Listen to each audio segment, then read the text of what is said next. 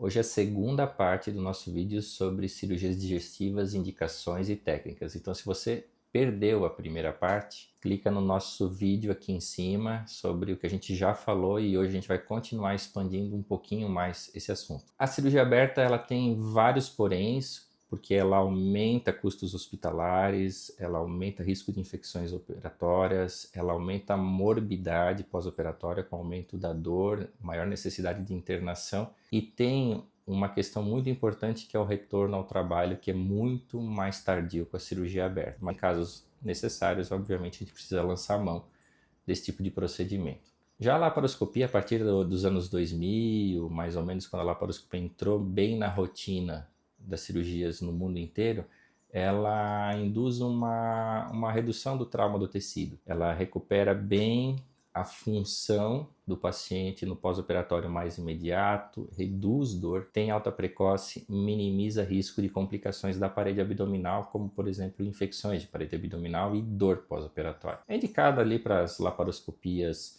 para apendicectomia, para colecistectomias, reparos de hérnias inguinais, incisionais, ressecções intestinais, cirurgias de tumores de intestino, esofagectomias para câncer de esôfago, gastrectomias para câncer gástrico e também para cirurgias de reto, também são muito aplicadas. Ela é bastante limitada, a laparoscopia, quando a gente precisa, por exemplo, acessar cavidades muito estreitas, como pelvis muito estreitas, ou, por exemplo, acessar o mediastino posterior, no caso de, por exemplo, reoperações de hérnias de hiato, reoperações de refluxo. Já a cirurgia robótica, que vem como uma evolução da cirurgia laparoscópica tradicional, ela tem movimentos extremamente mais precisos, tem uma ergonomia melhor para o cirurgião. Então, vários trabalhos hoje nos mostram que a qualidade da cirurgia ela pode ser mantida por várias horas, porque não existe um cansaço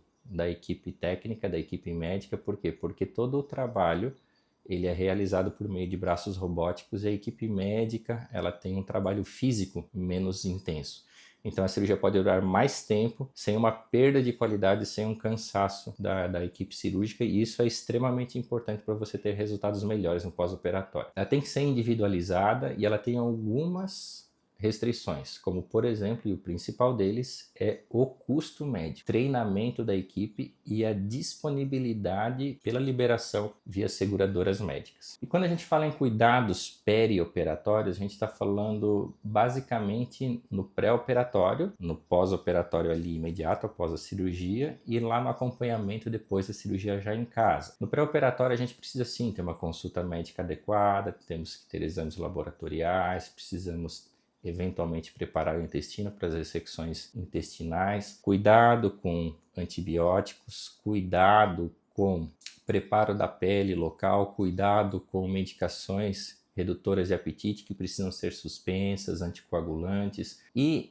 otimizar ao máximo esse paciente em relação a outras doenças que ele tem. Por exemplo, se ele tem diabetes, se ele tem pressão alta, se ele tem alguma arritmia cardíaca, isso precisa ser avaliado e, se possível, compensado previamente à cirurgia que deve ser o mais eletiva possível, né? No pós-operatório imediato, ou seja, assim que a gente termina a cirurgia, uma vez feita, nós temos que ficar cuidando do paciente do ponto de vista hemodinâmico, nós precisamos ter uma equipe anestésica que inclua um anestesista que faça uma analgesia multimodal. Hoje em dia nós temos protocolos de analgesia que fazem com que o paciente comece a andar mais rapidamente no pós-operatório, comece a se alimentar mais rapidamente no pós-operatório, abreviando o tempo de internação hospitalar, reduzindo inclusive e prevenindo tromboses, infecções, problemas cardíacos e evitar excesso de dias internado impactando na volta ao trabalho desse paciente. Já na fase domiciliar, na fase já ambulatorial,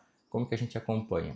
A gente precisa ver esse paciente muito a miúde, geralmente no 5º ou 7º pós-operatório, depois no 14º pós-operatório, depois no 30º pós-operatório, primeiro mês, segundo mês. Por quê? Porque as complicações elas podem ser tanto mais precoces como mais tardias. As complicações mais precoces, como infecção, hemorragia, trombose, elas geralmente acontecem nos primeiros 3 a 7 dias de pós-operatório. Complicações moderadas e graves, como fístulas, por exemplo, aberturas e anastomose, ocorrem ali entre o 5º e o 7º dia. Complicações mais tardias, como recidiva da hérnia, hérnias incisionais, dor crônica, ocorrem 2, 3 meses depois desse pós-operatório. Então isso precisa ter um acompanhamento bem de perto, ambulatorial, atentando para as queixas e para o exame clínico do paciente. E quando a gente adere esses protocolos perioperatórios, que já são bem estabelecidos na literatura, a gente reduz complicações, a gente melhora desfecho, a gente reduz o uso de antibiótico, reduz o uso de analgésicos e faz com que o paciente volte às atividades físicas e laborativas mais rapidamente. A gente vê que a cirurgia digestiva tem evoluído em saltos, principalmente com a laparoscopia na década de 2000, mas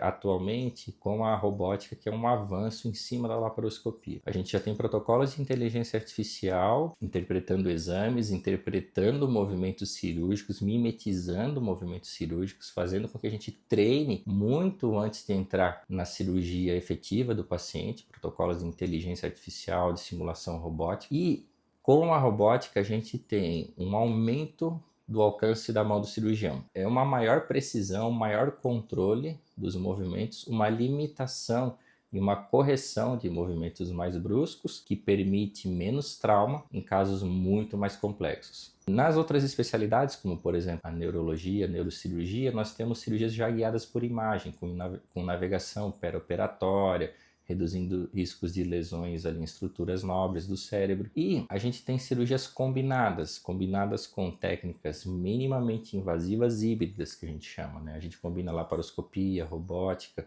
endoscopia, abordagens guiadas por imagens, otimizando o resultado em cirurgias mais complexas. A decisão de realizar uma cirurgia digestiva, então, ela está muito baseada na avaliação clínica dos pacientes, sim, nos exames complementares, mas muito no tirocínio do médico cirurgião, a serenidade do médico cirurgião, avaliando o risco do paciente, os benefícios que a técnica vai oferecer, os malefícios que ela pode trazer. Isso tem que ficar bem claro para os pacientes, e a gente precisa fazer um planejamento técnico adequado prévio, explicando todos os passos do começo ao fim para aquele que vai se submeter aos nossos cuidados. A gente escolhendo a técnica correta, seja aberta, laparoscópica, robótica, a gente prioriza o que? Primeiro, a segurança, precisão e, obviamente, um resultado melhor. Se puder, você pode compartilhar esse conteúdo com colegas. Isso facilita a prática baseada em evidências, isso contribui para a gente atualizar profissionalmente, atualizar outros colegas, contribui inclusive para os nossos pacientes terem mais ferramentas para decisão cirúrgica, e hoje nós temos pacientes cada vez mais conscientes, e a gente melhora sim a qualidade do nosso atendimento e da nossa cirurgia.